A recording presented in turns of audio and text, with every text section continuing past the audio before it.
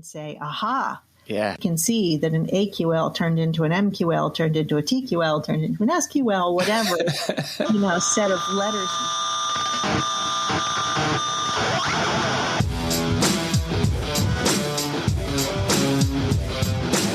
Hello and welcome to episode 58 of Rockstar CMO FM. The M is for marketing and the F is for, well, you decide. As you're probably wondering, does the world need another effing marketing podcast? I'm your host, Ian Truscott, and this podcast serves as my excuse to chat with marketing friends, old and new, that I've met through my B2B marketing career, and hopefully share some marketing street knowledge along the way. Come say hello on Rockstar CMO or Ian Truscott on LinkedIn and Twitter, and you can find all our links, guests, previous episodes, and the show notes on rockstarcmo.fm. This episode was recorded on Friday the 16th of April. In the UK, we're finally allowed to sit outside the pub, and I hope you've had a good week and that you're well, safe and staying as sane as you feel you need to be. In today's show, Jeff Clark returns and we continue to discuss privacy. I meet Julie Ogilvie, a Forrester alumna with a fascinating view of our obsession with data, and I again get transported away in the Rockstar CMO virtual bar and join Robert Rose for a chat and a cocktail. Right, let's get started, shall we?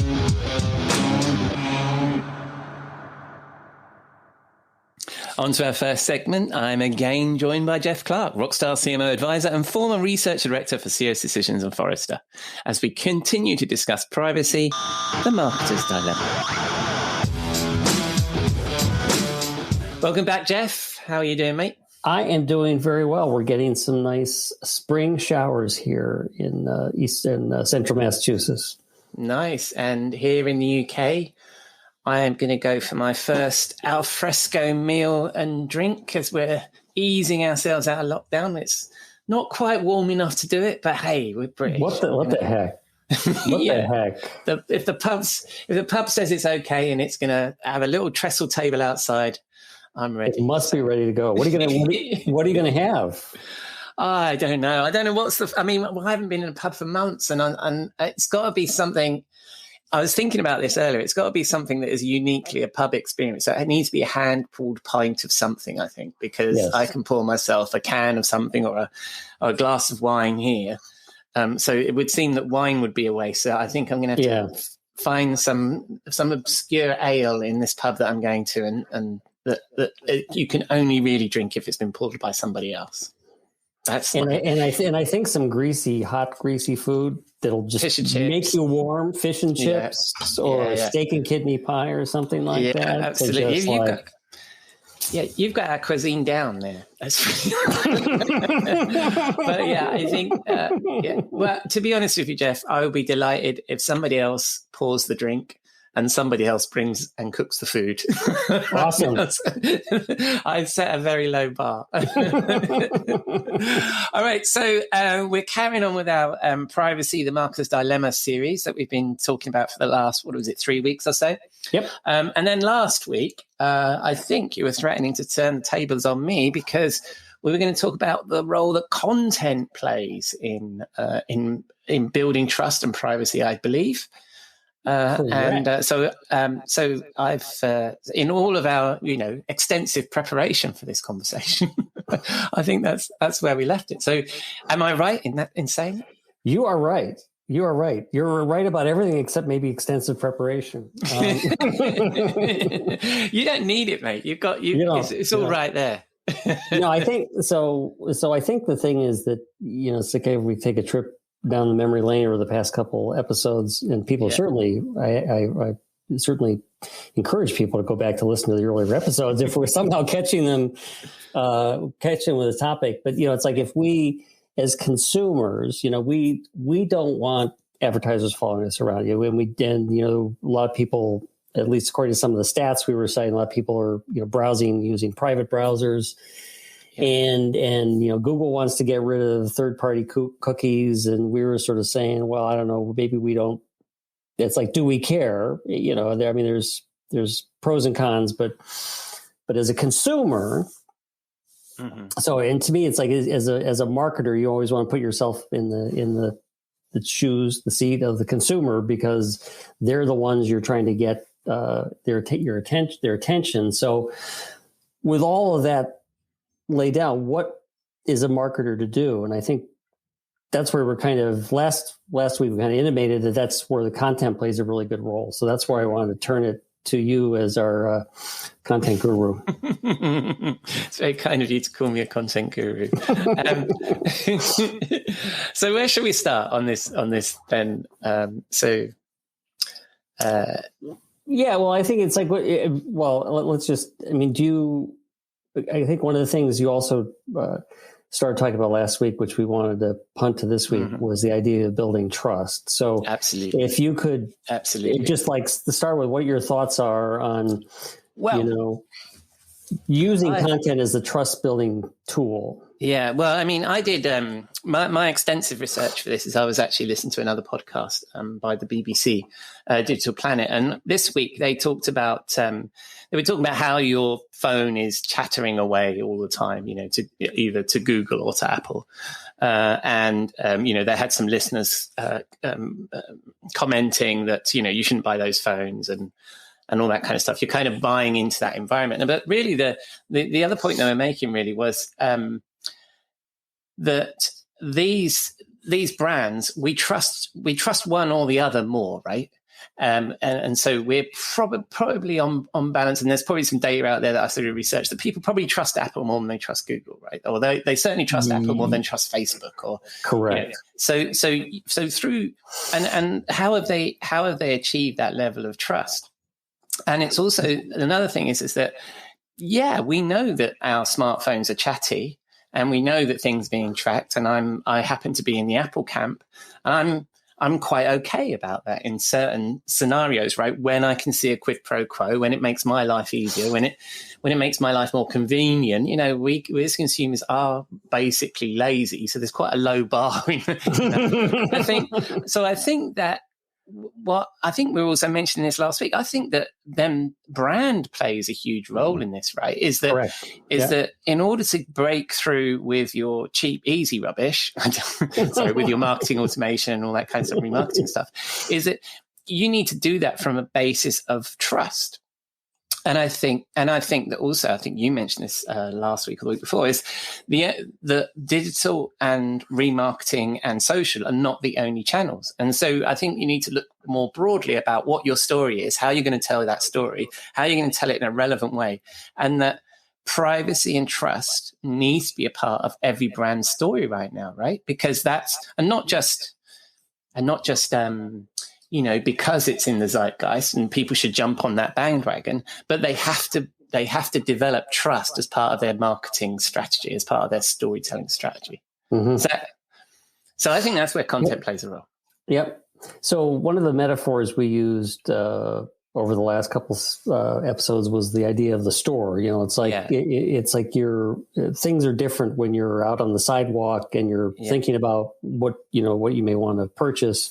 Yeah. And then as soon as you say, okay, I want to walk into the Apple store or the electronics store or the pastry shop or the pub, then it's like, so there's a definite difference between once I've gotten into the storefront and when I'm outside, or once I got into the store and not when I'm outside. So how do you see, so brand obviously is part of just having your name out there and associated with some quality that would make somebody say, I'm going to walk into the Apple store as opposed to the generic electronics store to see what's in there.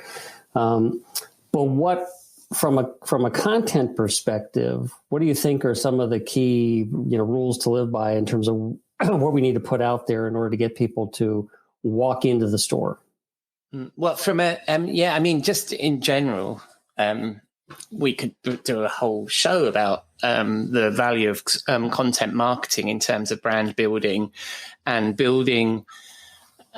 appealing to the emotional side of making a purchasing decision. I mean, obviously my experience is more about people walking into a store and buying enterprise software solutions, not so much buying an iPhone or a cake. I'll go down the SAP aisle this yeah. I'll have 3 of those. They're on special offer. So when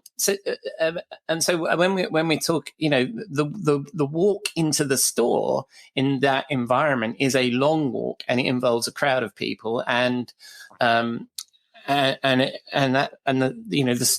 way that you market to them is very different than just trying to lure somebody in with golf sale sign standing in the street.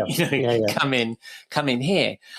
So I think that, but I think specifically on this topic about privacy is, I think that you kind of you need to walk the walk, and then you need to and talk the talk around this stuff, because if you remember, was it 2 weeks ago, we were talking about GDPR, right? And and I was saying that I was receiving emails, unsolicited emails, that were offering me GDPR services. Now, those emails themselves were not GDPR compliant, which was hilarious.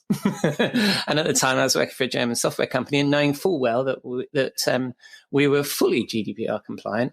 They hadn't done any research, but that's a really obvious example, but that's the sort of thing that I think we need to do. And I think we need to recognize that when we do things like remarketing and when we do retargeting, and if we let the machines take over that relationship, that we're actually damaging our brand with this sort of Chinese water torture of drip, drip, drip, drip, we don't care about the 97.5% of people who aren't going to respond to this retargeting ad, because we're looking at I've got to do my maths in my head because I just roughly the 2.5% of people and I think if you've got a 2.5% return on your retargeting, you're probably doing really well.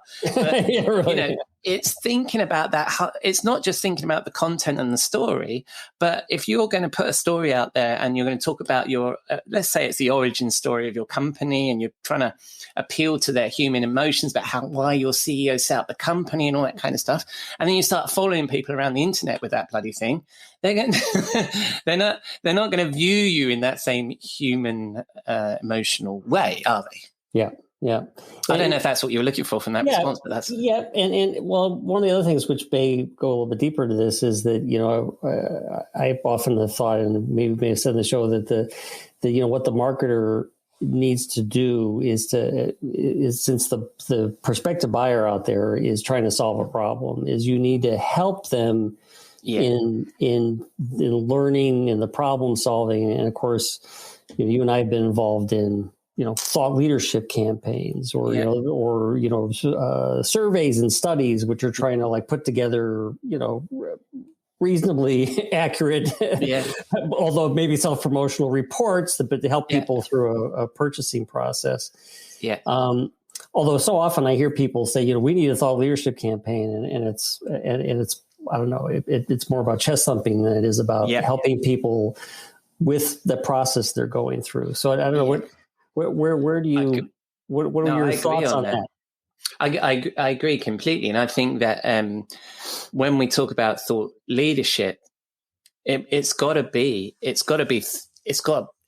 thought leadership. It can't be the current view repurposed from one of your executives into that. And I also think that we as marketers, we do a lot of research, right? Or we should. I mean, if you don't, then what the hell are you doing? But one of the things that you can't accuse marketers of anymore is not having the data, is not doing the research, not doing.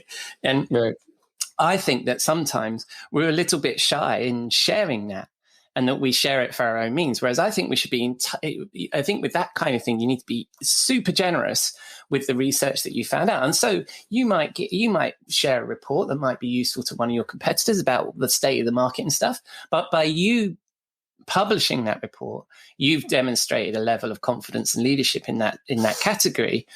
And it doesn't really matter if somebody picks that up and then repurposes it. In fact, it's probably good for everybody if somebody does.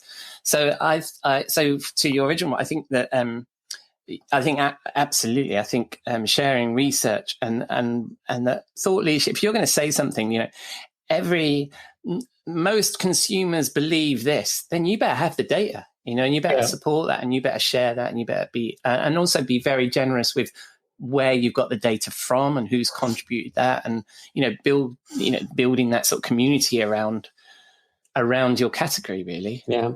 One of the things I remember from the buyer studies that we used to do, I used to be involved in when we did them back at Forrester Serious Decisions, is that oftentimes the person who out there is trying to solve a business problem, they're looking to the vendors to understand whether the problem they're trying to solve is actually solvable. I mean, particularly, I guess, as a technology vendor, is it solvable by technology, or or should I be going to, an Accenture or somebody who's going to help me build new business processes, and then maybe some technology that floats in there. But it's like oftentimes which makes it difficult. Like if you sit yourself in a category, like web content management system, and it's like, well, okay, now I can go to a report and look at all of the vendors. Yeah. But is that really the problem I'm trying to solve? So absolutely. And I also think that I don't know that people really do that. That they suddenly realize they've got a problem and go to a list. They have a point of view of the market, and that point of view is being formed by the brand building you're doing, but also coming back to the topic, the privacy thing is, I think that if you're generous in sharing useful things, then people feel the urge. I think it's documented psychology is that people feel the urge to reciprocate. I've given you a gift. You feel like you want to give me something back. Now, that thing given back may be trust. It might be data. It might be, I'll fill in your survey for you. I'll give you this piece of me. I'll sign up with my email address into your thing, and you'll contact me and sell to me. And so I think that by sharing useful stuff that's genuinely useful, like data, like research, that's going to help somebody make their business case or solve their problem, is you're likely to get that reciprocated by people actually sharing their data with you. Yeah. Good. So given that we're involved in this thing called Rockstar CMO advisors, what would you advise the CMO who, is, they're pushing for revenue contribution, they're pushing, and people, and the rest of the companies push them for contribution, they push them for engagement with clients and prospects. But you've got to play an active role as a CMO in ensuring that your marketing team is doing that trust building work. Well, that's incredibly difficult. And the interesting thing is on the show, on this very show, I'm going to be talking to one of your former colleagues, Julie. Oh my gosh. Ogilvie, and actually she touches a little bit on this. And but from my perspective, there is we're addicted to the things that are easy to measure, and that's also what we're going to talk about with Julie. And though some of those things are the things that butt up against this privacy issue, right? Is this retargeting and stuff like that, because we can measure it and we know what those things are. Whereas the more, some of the other brand work you might try to do to build trust is hard to measure. The thing that's and the absolute crux of this conversation, you'll see, and particularly, I'm talking B2B here, and apologies for the B2B marketers in the audience. Mm-hmm. The crux of this is whether you gate something or not, right? In every organization I've worked in, there's always that decision about, are you generous and give away your content in the belief that somebody will come back? And that's very hard to measure. Or do you gate everything, risk losing 60, 70% of whoever it is that bounces through, and that data are completely made up, so I haven't got anything to base that on, for the form fills you're going to get, so therefore you can track. And that form fill will be a Gmail address if they're not interested in talking to you anyway, right? So I think that isn't that also the point at which, we're talking, we've been talking about privacy in terms of the implicit stuff that people are learning about us through our behavior because of cookies and stuff. But what about the explicit stuff that we're actually going to tell somebody our data, right? Is building up to that point, isn't it? That somebody gives you their email address or they give you their contact details and stuff. Yeah. Yep. So that's, and to your point about what advice would I give to a CMO, that's the conversation you need to have. And I think you need to have that conversation very early, maybe even, during the interview, about where the executive sees and feels about that stuff. Because, there are executives that have this feeling that these are the metrics you're going to need to hit. And the trouble is when you're charged with doing that, you will hit those metrics, or you will sort of fudge it a bit and you'll make those metrics. But is that actually going to deliver growth for the business, or awareness, or trust? That's the sort of conversation, I think. You've got way more experience advising CMOs than I have. What's your view? Well, to be CMOs in the business, have been so much under pressure for this. As you said, they're under pressure for specific things, and it's in the interview process, it's going to be very difficult to say, yes, I can hit that revenue contribution number, but I can promise you, I'm not going to violate the trust of any of our prospects and customers. and the CEO might go, well, that's a nice answer, but so it's I didn't mean it like that, but you get a flavor. You can get the flavor, can't you? Of and also there's an education to be done, right? If I believe that marketing's role is to build awareness, revenue, and trust, right? Correct. And I only say it in that order because it makes a nice acronym, which is ART, right? Revenue is the top one, right? And and I think that's why CMOs have a short tenure and they're replaced by chief growth officers and stuff like that. It's because you've got to know how to talk to the other executives on the board and make sure that you're appealing to them. But when it comes to some of these other metrics about awareness and trust, you've got to start owning that conversation, and you need to make sure that they are those objectives that you have, those targets you have around awareness and trust also ladder up to revenue, right? That you can demonstrate. And the problem with some of those things is awareness and trust is a slow burn. Somebody's not going to trust you tomorrow. They're not going to be aware of you tomorrow. So you need that runway while you're still delivering revenue. Right. But it's really about long-term growth as opposed to, suppose I'm going to try to hit, a big number, there's 20, 30, 40% growth today. And then tomorrow, I don't care. Because that's a flash and burn strategy. Yeah. Maybe we should do a series about budget, because often that stuff comes down to budget. That'll lose listeners quickly. Anyway, what spreadsheet do you know? We want. But anyway, that's splendid. Thank you, Jeff. We're gonna have to call it quits there, because we're up to the 20-minute mark that we usually stop on. I'll leave it to you about songs about trust. That's true. There's Trust in Me, Etta James, 1960. There's some things around there, but I'll leave this week. I'll leave the music selection up. Thank you. I'm going to try and find something that's. I didn't do my research before we chatted, and usually you're on the decks, but I keep arguing with you that we need something a bit newer. So I will find something a little bit newer than usual that's about trust and content. I'll try and think of that. That's it. Okay, that's been excellent. So we'll see what we're going to play out on, and I will. Shall we continue with this next week, or should we start on another topic? I think we need to talk about. I think we can continue on this next week. Yeah, all right. Then a little bit more privacy, the marketer's dilemma next week. I'll speak to you then. Cheers. Take care. Trust, who do you trust? What makes you real love a trust? I put this question to you because I want you to be with me. Love, you cannot imagine. Thank you, Jeff. We continued to decide what the track was after I finished the recording, and I've gone with one of his suggestions, Trust by Prince. Not his most well-known track. It's from the Batman movie soundtrack, but certainly fits our conversation. I'll, of course, include links to Jeff in the show notes. I would also recommend seeking his advice.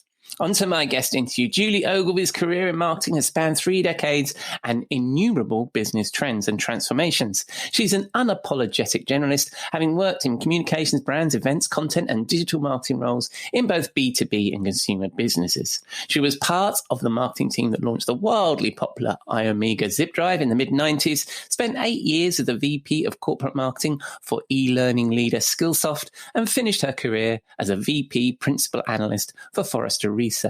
As you'll hear today, Julie is exploring a variety of creative projects in so-called retirement. I hope you enjoy this conversation.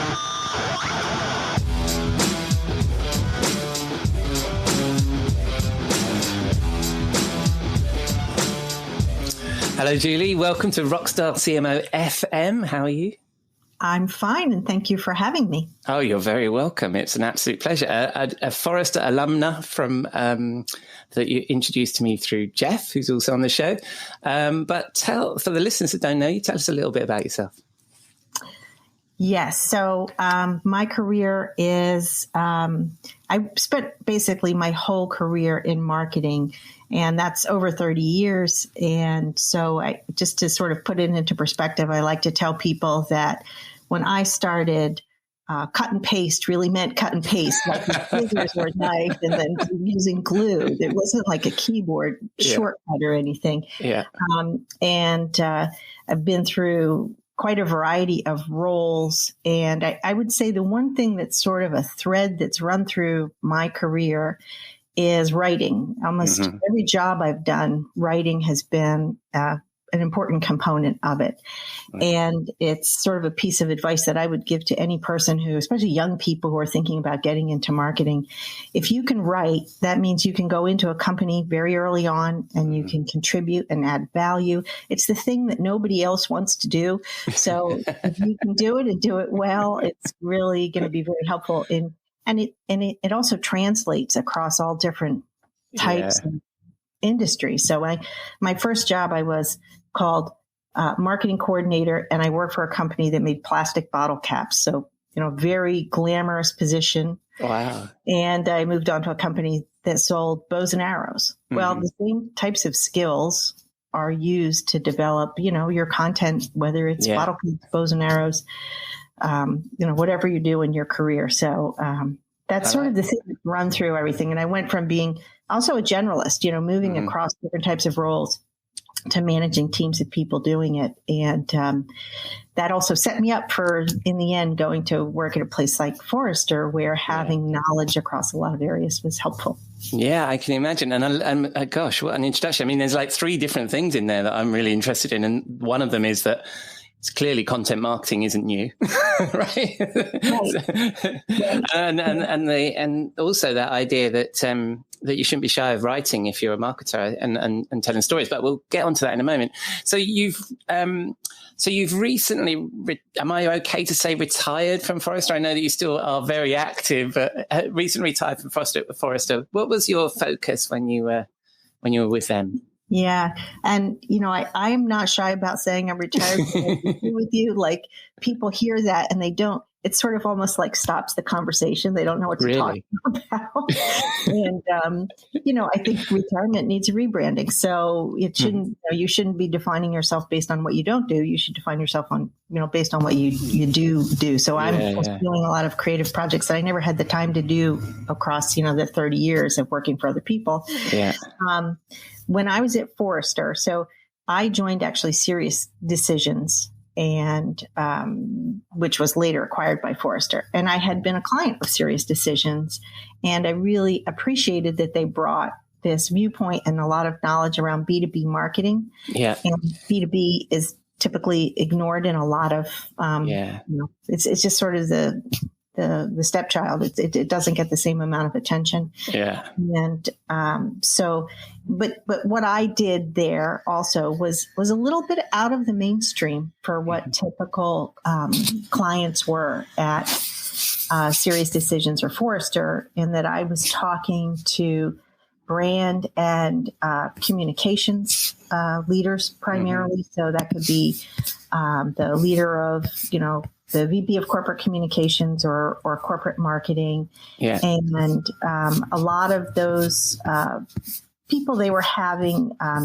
questions around the area of, it could be something that was very brand focused. So like, we're doing a rebranding, or we've acquired a company. How would we do that? Yeah. It could be around what should we have for a quote unquote influencer strategy? Yeah. We talked a lot about messaging, both corporate messaging and sort of product messaging.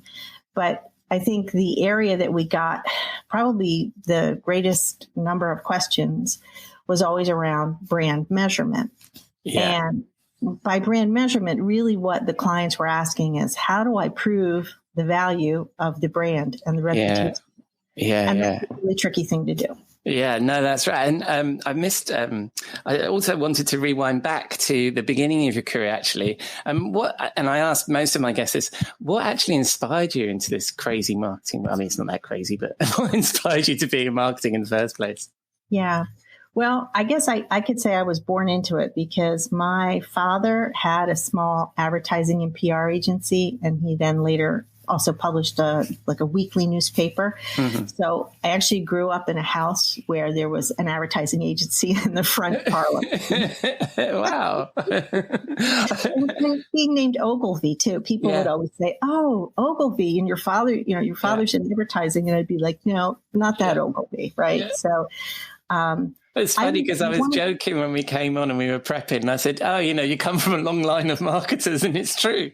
Right, exactly. And I was, when I was in college, when I started and I was trying to figure out what I wanted to do, I thought I wanted to do something in the visual arts or graphic arts. And, but I didn't really connect with it. It didn't work for me. So I ended up then going into sort of more this area of writing. Yeah. And that's how I got started. But I've always wanted to do something that was a little bit more creative. And so that's how I got started. Yeah, no, that's, I've sort of asked you things in the wrong order here, because then we were back to Forrester again. And something that caught my eye, well, when did you write this? It was last year, wasn't it? And we were talking about marketing data just a moment ago and the challenges that we all have there. And you wrote an article, that the drunkard search, and I think that's quite appropriate for this particular podcast. So I thought I'd ask you, what did you mean by the drunkard search when it comes to marketing data? Yeah, so it was a concept that I had come across, and it's known to some social scientists, and there's a sort of story behind this idea of the drunkard search. And the idea is that there's a man on the street, and he's crawling around under a lamppost, and he happens to be drunk, and he is crawling around, looking on the ground very closely. He's obviously looking for something. And a policeman comes along and he says, "What are you doing there? Is there something I can help you with?" And he says, "I'm trying to find my keys." Mm-hmm. So the policeman gets down on the ground and crawls around with him. And then after a few minutes, he says, "Wait a minute. How do you know that did you drop your keys under this lamp?" Yeah. And the drunk guy says, "No, I could have, I walked 2 blocks from the bar. I could have dropped it anywhere. But it's dark over there, and we can see here. This is where the light is. So this is where our search is going to be." And, that is so true about the way that we, we think about, or what I see today in marketing in terms of, we ask this question of how do we create value in marketing? Yeah. It's much, much easier to just simply focus on the area where it's much more obvious, because there's some data that exists there, and say, "Aha, yes, this is where the value came from, because we can see that an AQL turned into an MQL, turned into a TQL, turned into an SQL, whatever, set of letters you use." Yeah. Tracking that has become what people think marketing is about. And I think that is a problem. Right. So you think that we've become data obsessed then as marketers, and with your career, right, from when you've seen that come through, right, as that shift. Right. And I think a lot of it is driven because, let's go back. Whenever we think marketing automation really started, I think I was I was an early implementer of Eloqua. So back in 2006, 2007, we were trying to get that process going. So I'm not trying to say that isn't a value, and that, you wouldn't have that in a modern marketing organization. Certainly you should be able to measure that whole demand generation process. And the other thing, of course, is then it has to connect to the measurement that you're doing of your sales process. That's another big problem I'm sure you see all the time, which is it doesn't matter if you do all this great measurement and then it falls apart because it's not connected into when you're crossing over into the sales process. But that is only one part of the marketing process. And so much of what marketing does or should be doing is creating the environment where you can be successful at that. Yeah. But it's not something that necessarily is, focused on that very short window of time when buyers are in a buying cycle, you know. And unfortunately, it's, there isn't a magical device where we can look inside people's heads and know exactly what they think, right? Yeah. Or when they first heard of us or any of that attribution stuff, right? Is what, right. How did we come top of the mind? How were we there at that very short point that you say, where somebody actually comes and says, I'm interested in your stuff? I mean, that seed could have been sown in a meeting, in a conference 6 months ago. Or years ago. Yeah.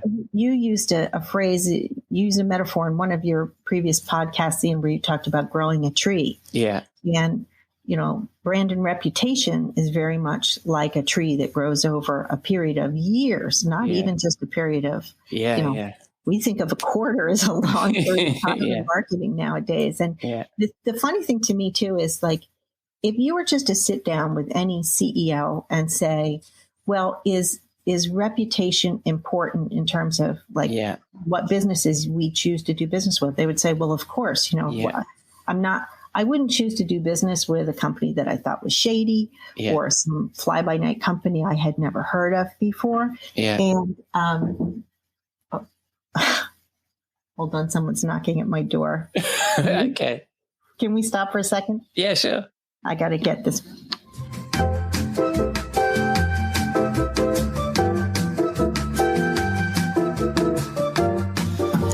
Sorry about that. That's all right. So you're back. So. Okay. So where were we? I think what we were talking about is, there's something that's really obvious about brand and reputation, and that we can see that it's important to have a good reputation. Personally, you want to have a good reputation. You want to do business with companies with a good reputation. Yeah. But then when we get into this conversation about metrics, and we start thinking about what's going to be in the dashboard and how do we prove the value of every single individual activity that we do, we get away from that truth that is so obvious, so glaringly obvious across all of marketing, that you want to be a trusted, well-respected company. Yeah. And that if you have that position, when buyers enter into a phase of buying, they're going to be much more likely to, seek you out. Yeah. And in my own work, sort of when I'm consulting or when I was a CMO, I always talked about 3 things that marketing needs to achieve: awareness, revenue, and trust. And I think that some marketers over-index on either of those, right? Is that the MQLs of revenue sometimes, or awareness, where they do too much brand work. There's got to be a balance there. And most of it is about building trust, as you say, right? Because nobody's going to do business with us unless we build that trust, and that takes time. Yeah.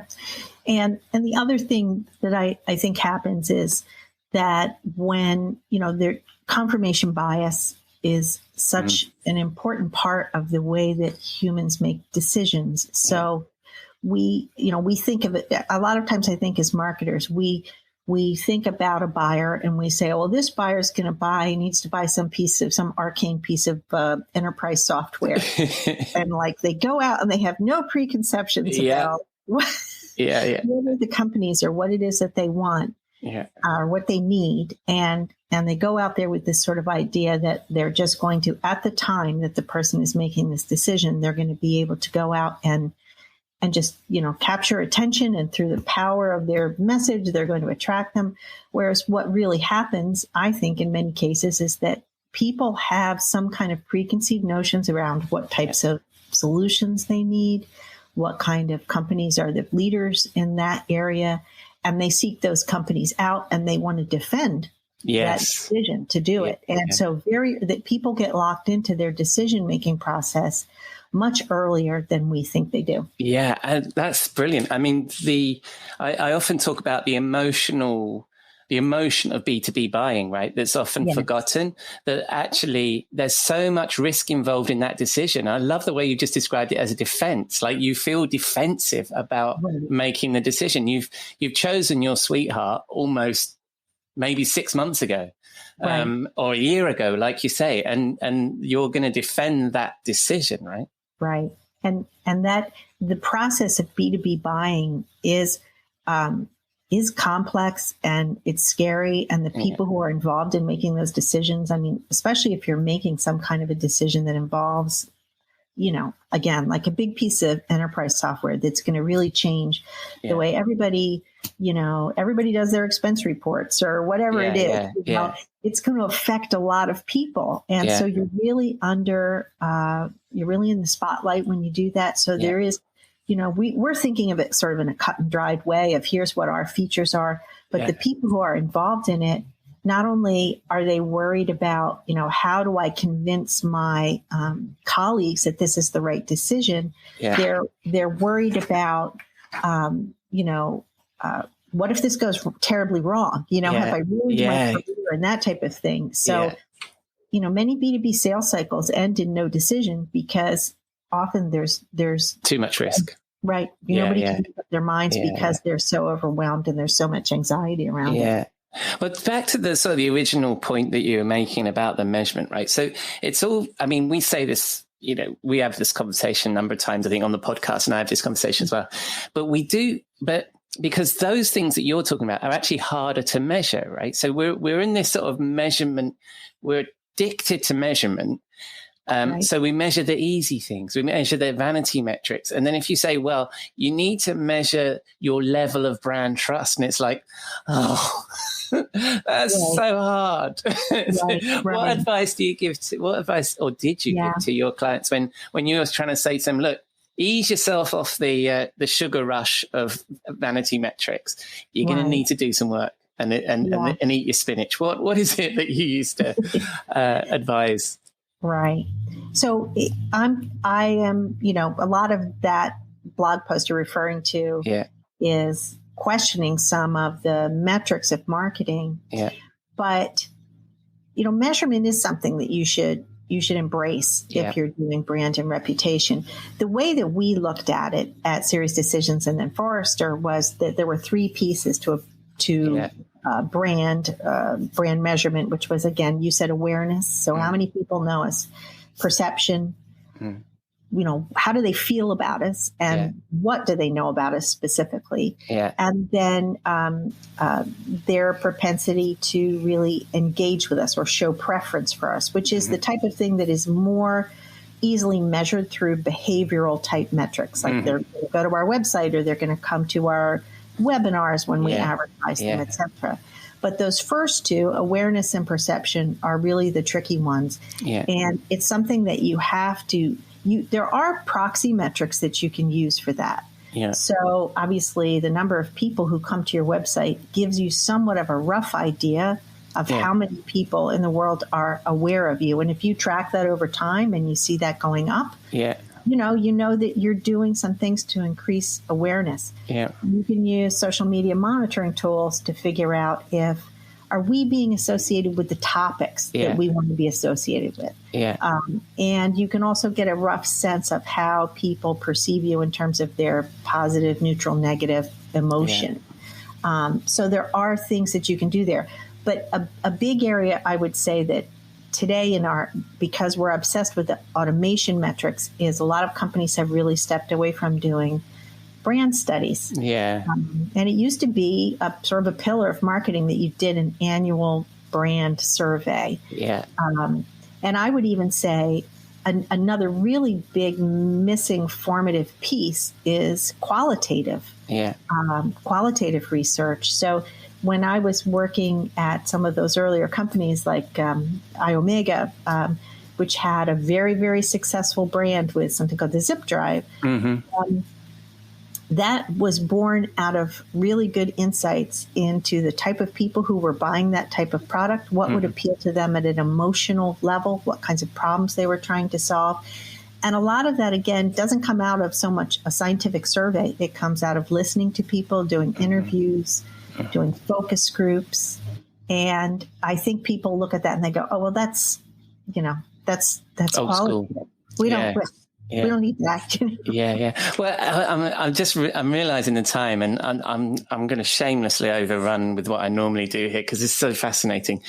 Do you think the marketing automation has cheapened measurement in that way? So because there's this instant on, right, I can get some metrics really easily. I'm already paying for this tool. I can go through this stuff and it gives me an indication of something.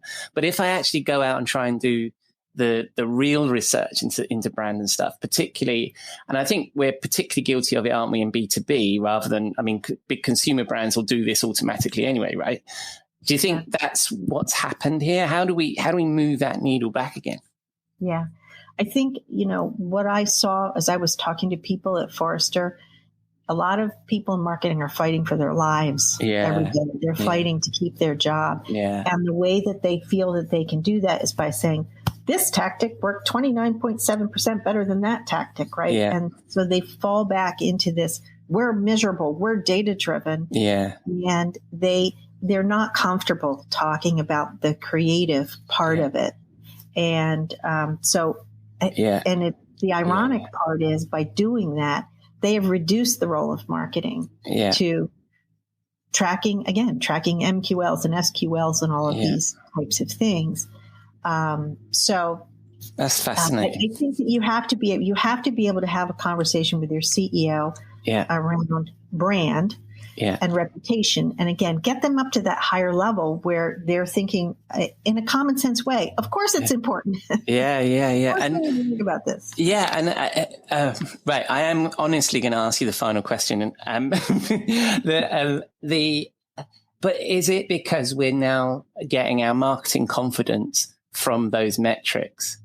Because you said the words you were using just now, you didn't say confidence, but I was hearing confidence. I thought it sounds to me like marketers need a bit more confidence in the softer part and the brand building and the storytelling that can't, point at it in HubSpot, Marketo, or whatever. I can't do that. And so they fall back and put all their efforts into what they can share. Right. I think, unfortunately, a lot of, for instance, CMOs, you look at the tenure of CMOs, scary how short it is. And, I think marketing is like the incredible shrinking profession. Yeah. Because we have said, people go into jobs and they sell themselves by saying, I'm going to give you 26.5% more, whatever you want. Yeah. But they don't. They have to that's a vast oversimplification of the way the world works. There are so many things that we do not and are unable to measure. Yeah.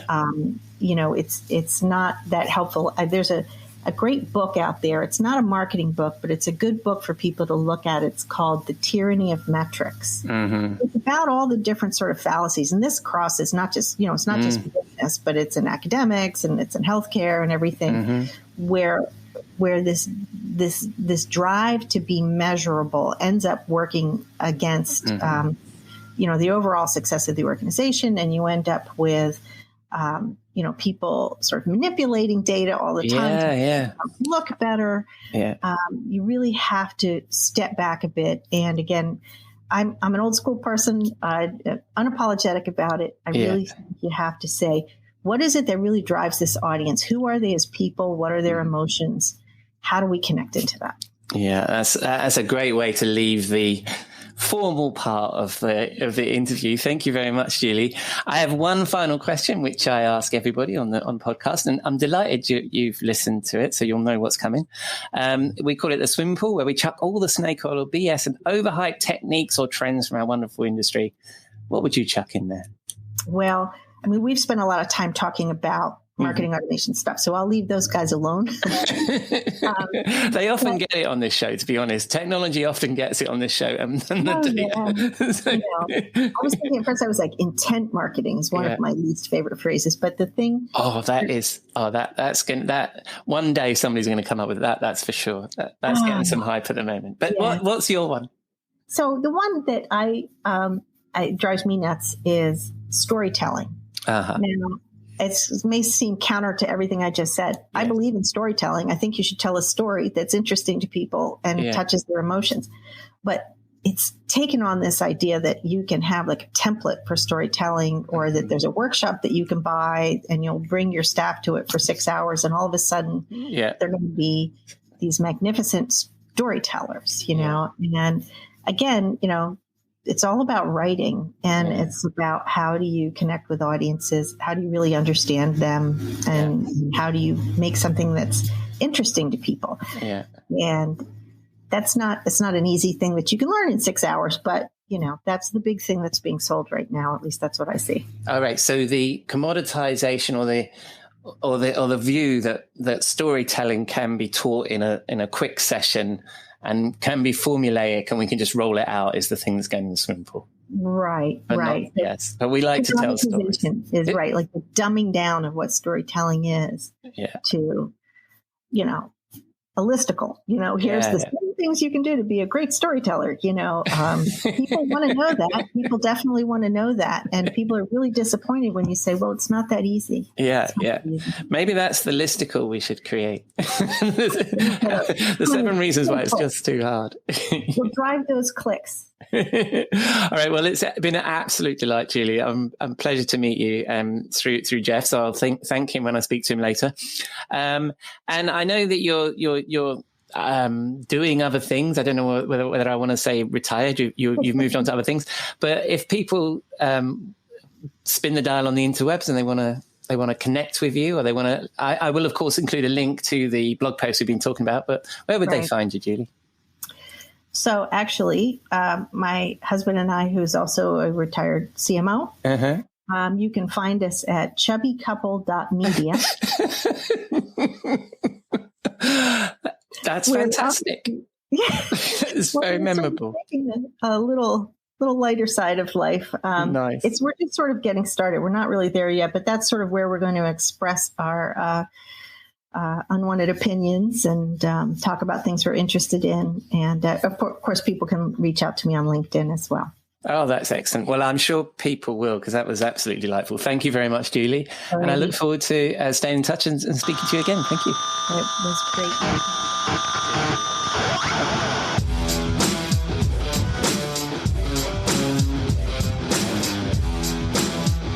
Splendid. Thank you, Julie. Went a little longer there than I usually do, but I was enjoying very much our conversation and wanted to share all of that with you. I will, of course, include links to her LinkedIn profile, Twitter, and her new website in the show notes.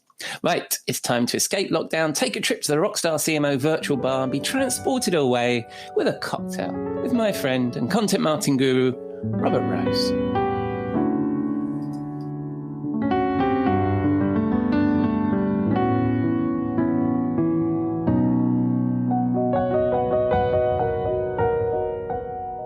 Good evening, Robert. What are you drinking? Hello, my friend. It's nice to see you in the bar. Here is the thing. Tonight, I was lazy, and which is not uncommon for me, to be honest. But instead of making some big craft cocktail, I decided that we were going to open up another really nice bottle of wine. Nice. And the reason I did that was because this pairs well with, do you have cheese doodles in the UK? The Cheetos or those kind of things? Yes, we do. But I hadn't thought of a wine pairing for them. Yeah, well, this is where this comes in. Because this wine pairs lovely with cheese doodles. It's a 2014 Call to Orcia. Brunello di Montalcino. So we've had a Brunello on our little gatherings before. But this one is just a very, very special one. A lovely way to start the weekend. And it pairs extraordinarily well with the cheese doodle. So that's what we're drinking tonight. Is there any particular reason why you're choosing cheese doodles this evening? Well, because it's what's on hand. From a snack perspective. And, I was looking around and I was thinking to myself, here's what's on hand snack wise.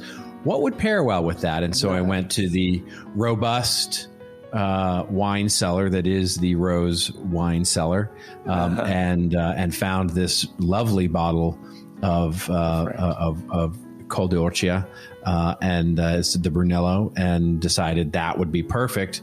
Now it is for, I will tell you this, it is also, it really, it makes me want to make dinner now, because you don't just open a Brunello and say, oh, let's just only have cheese doodles, right? You've got to have something to go along with that. So at some point I might have to migrate into a good bolognese or something like that to go with it. But I'm just, at this point, I got the doodles and I got the Brunello, and I'm doing pretty good. Yeah, that sounds fine to me. I will talk to the virtual staff here at the virtual bar about the virtual snacks that we're virtually serving. So that helps. Okay, I'll try and replicate that culinary expert. What's the word for culinary when it's drinkery? Well, I'll try and replicate that. Yeah, you can replicate that. I mean, it might take you some time with the grapes and all of that, but yeah. Well, you didn't put ice in yours, did you? So I just put some ice in my glass. And this week, let me see what I have. Do I have a Brunello? Red wine? No, I have some gin. Surprisingly enough, and this week, Robert, I know that you weren't feeling the Sipsmiths. I've gone to the Bombay Sapphire, which I know is one of your favorites. You have gone back to the Bombay Sapphire, which is the wonderful. Which for you, I think, because I actually had to make you a virtual gin and tonic in our virtual bar virtually the other week, and unfortunately you end up with the Sipsmith. So this week you've got the nice red wine, and I'm drinking the good stuff. So there you go. That's fantastic. Also, I'm going with, so if we think about the fruits and the fruitiness and the oakiness and all that loveliness that's in your red wine, I think I might find that in a cucumber fever tree tonic water. Oh, well, yeah.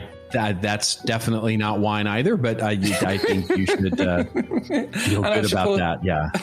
Stick a bit of that into me gin. Lovely. So I think, though, if you're eating cheese doodles, does a gin and tonic go with cheese doodles? I have found that just about anything goes with cheese doodles, but I think you would be especially... here's the only thing about that, though, is that the wine glass tends to hide the little crusties that you get when you handle the cheese doodles. Wine glass tends to hand that a little better than the icy, sweaty glass of a gin and tonic. But we seem to have given away the fact that this finer tips. These are the finer tips that you get on Rockstar CMO. This is absolutely, all the good stuff. So I'm going to give this drink a try, Robert. Hang on. Okay. I've actually already tried it while you were talking, but I'm going to do it officially now. That's excellent. Thank you very much, Robert, for that suggestion. I could drink those every week. I think that's probably a good idea. Yeah, it's consistency. I mean, that's what they preach, right? Is consistency. Absolutely. Well, in the content marketing game, especially. And that's right. What are we calling this drink this week, Robert? We're calling it a Brunello di Montalcino. Is what we're calling it. We're calling it a glass of red wine. That sounds splendid. And we have our little bowl of cheese doodles. Where are we consuming these fine gifts? Well, there is no other place than we can be other than the Amalfi Coast. I mean, we have to go to the Amalfi Coast, right? Have you seen the cheese doodles there are to die for? Cheese doodles at the Amalfi Coast are outstanding for sure. But have you seen the Stanley Tucci show, the cooking show that he does? Oh, yes. It's brilliant. I think my sister's a big fan of his. Yeah. I just saw the episode where he was on the Amalfi Coast, and unfortunately had very, very weird, unseasonable weather while he was there. But the Amalfi Coast I've never been there, but it just looks absolutely spectacular. Yeah, no, I am going to have to go to Italy again, but especially for the wine. I mean, I think that's what happened last time we went to Italy, virtually to Italy. So you transported us away to the Amalfi Coast, I think, and we just get into that time of year where it's just lovely. We're sitting here eating our cheese doodles, even though they're trying to force us to eat some fine food, probably. With our lovely wine. What will we be discussing in this evening? Well, there's something that I've been having some conversations with a friend of mine who is the senior director of marketing at a relatively large software company. Mm-hmm. And it's new. It has not established any sort of content marketing program yet. Mm-hmm.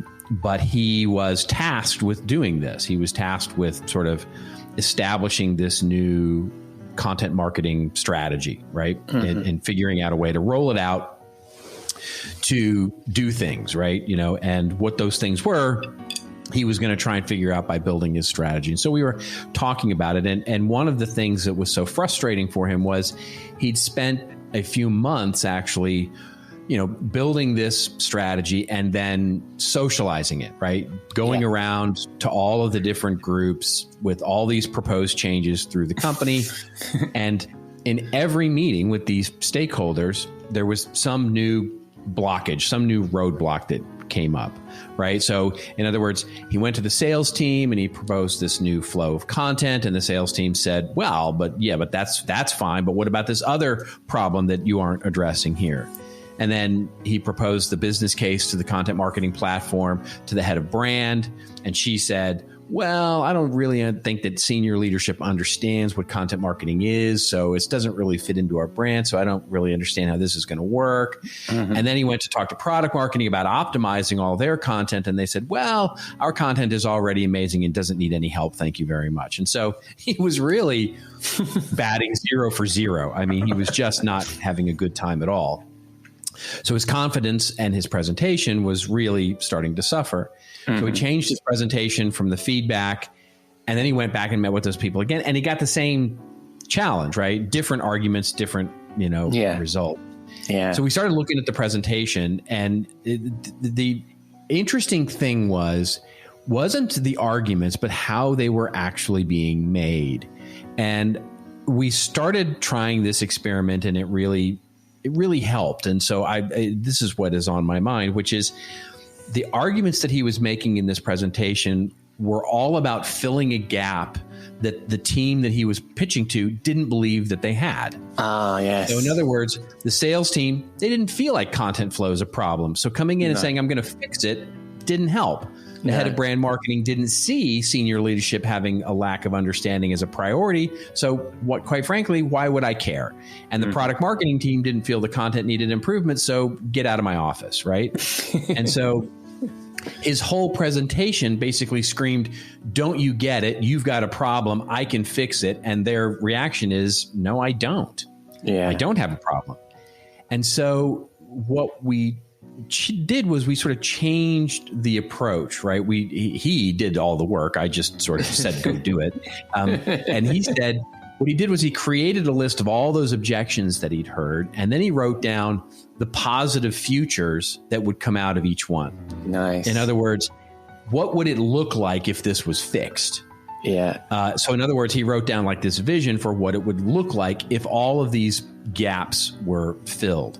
Yeah. So he built a new business case based on that, and he went out and basically pitched the vision of what the new future would look like rather than the problem that he was trying to fix. Nice. And it became personal to every one of those people, and it really got them interested. And so it just when we socialize things, many times what we do is we say, there's a problem and we're the solution. And people are really reticent to change when you point out that what they've been doing is problematic. Wrong. Yeah. And instead, what we want to do is talk about something new that will help them succeed and give them that vision.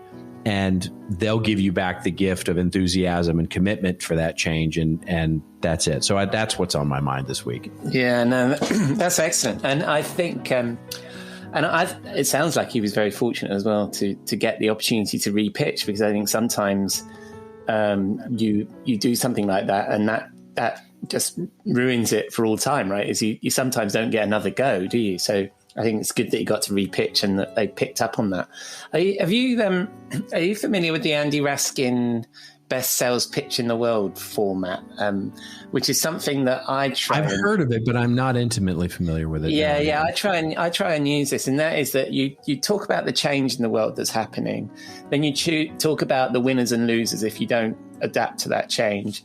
I'm gonna forget some of these, but and then you talk about the gifts. Is it the ideal world or the gifts that you could give to that? And then you talk about the proof points of how you're gonna be able to do that. And I find that process, when you apply it, I mean, I'm not sure that I've done it very much internally, but if you think about that structure, whenever you're trying to talk to somebody about change, you're not then opening with you're doing it wrong. You're saying, as part of that presentation, you're presenting, well, that's right. This is terrible. I'm terrible at this. So maybe I should have done some preparation, but then I didn't know what you were going to talk about. So yeah, the third thing is you present the promised land, right? So exactly what you were saying about what your chum did, which is present what's the vision of where you're going to go is going to be. And here's some proof about how I can take you there, basically. Does that make any sense? Yeah, no, I think what I find is that you don't even need the proof points, right? Yeah. You just need to sell that this is a possible future. Right. Based on this. And it's just and it's new, right? That there's a wonderful, and I'll botch the quote for sure, but there's a wonderful Clayton Christensen. I've done a great job of that already, so yeah, exactly. But it's some wonderful Clayton Christensen quote that talks about how change, when you present change, you present it as new, not as change, right? Yeah. Because change management almost never works, right? But introducing new things can often work, right. And so when you want to do something that is a change to the way that people have been doing what they're doing, and trying to get them to do this new thing that you want to implement, that it's much more successful if you come in and say, here's a vision of the future that is new, and everything you're doing now is fantastic. But if I can bring you this, then all of a sudden it's you'll get a lot more enthusiasm for the change that will be required in order to introduce the new thing. Right. Is that kind of ripping off the change Band-Aid almost? You just plunge straight into the new. Whereas I think when people approach change management, don't they approach it cautiously and step by step? And are you suggesting that actually, just go for the new thing, present it as the new thing, and start working towards that rather than worrying about that transition? I mean, obviously it depends on what we're doing, right? But and what it is we're actually changing about how we go about it. But I think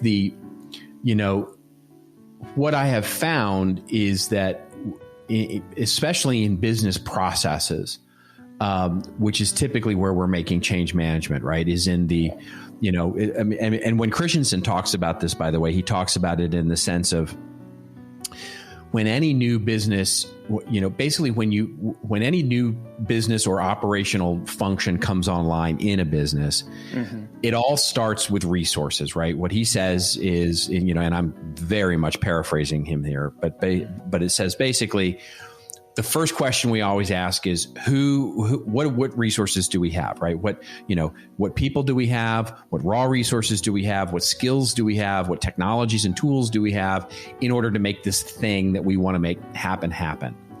Yeah. And what ends up happening then is we go, great, and we do it all, and we figure out a way to do it, and we start developing a muscle, an institutional muscle in the way that we do it. And when we do it for long enough, it becomes, quote unquote, and I'm using rock and roll quotes here, the way it's done, right? Yes. And in business, every business has this, right? The way it's done, and it being just about anything you can think of. This is the way it's done.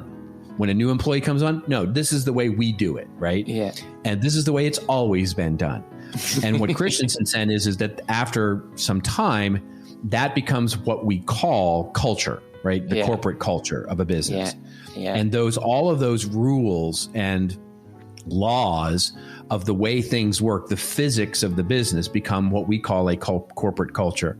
Yeah. So when you come in with something that says, I'm going to change the physics of the business, that's when you run into a lot of problems because people don't want to change the physics of the business because this is the way it's been done for so long. And so in introducing it, what we do is we say, no, this is a new element or this is a new thing that we want to do. And so we start small, just like we did before, right?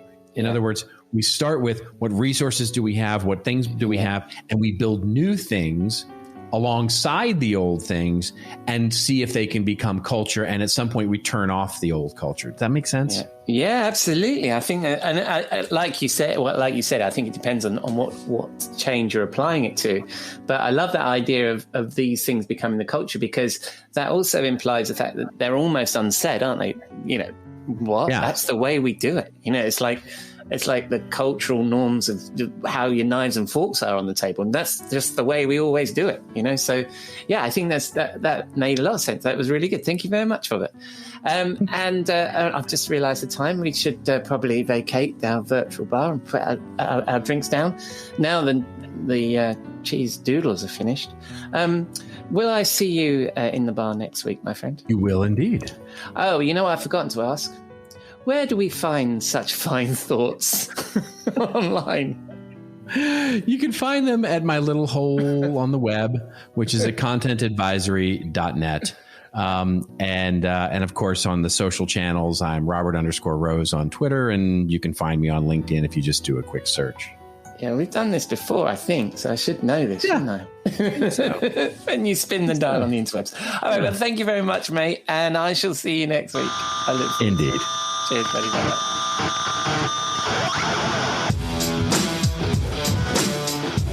Thank you, Robert. So if you're bringing change, don't forget you're selling it. Not everybody's into it. And take Robert's advice and maybe avoid selling it as change, but as something new. I will, of course, include all of Robert's links in the show notes. So that's a wrap on episode 58 of the Rockstar CMO effing marketing podcast. Thanks again to Julie, Jeff, and Robert. Please check out their links in the show notes. Follow them, take a look at their work. You can find the show notes on your favorite podcasting platform or at rockstarcmo.fm, where you can also find all our previous episodes. But most of all, thank you for dropping a dime into your podcasting jukebox, selecting our track, and driving along with us. I hope you enjoyed this show. Please let me know what you think. Leave a review, subscribe, share, or get in touch. You can find us at Rockstar CMO on Twitter and LinkedIn, or just keep listening. I'm glad you're here.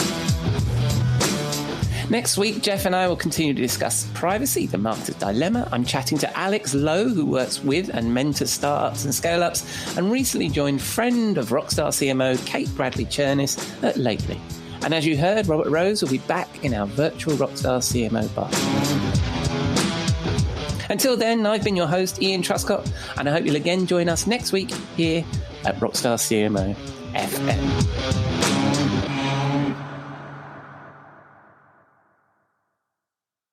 You may know you're listening to this show along the Marketing Podcast Network, but did you know there are other great shows on MPN to help your business? Christy Heiler hosts a fantastic podcast called Own It. Christy, tell us more about the show. Own It is all about celebrating women and non-binary advertising agency owners. We talk about buying out of the boys' club of advertising because less than 1% of ad agencies are owned by women. And where can people subscribe? You can find the podcast at untilyouownit.com. We're also on the Marketing Podcast Network at marketingpodcast.net. And of course, you can subscribe wherever you get your podcasts. You heard her. Go subscribe. This podcast is heard along the Marketing Podcast Network. For more great marketing podcasts, visit marketingpodcasts.net.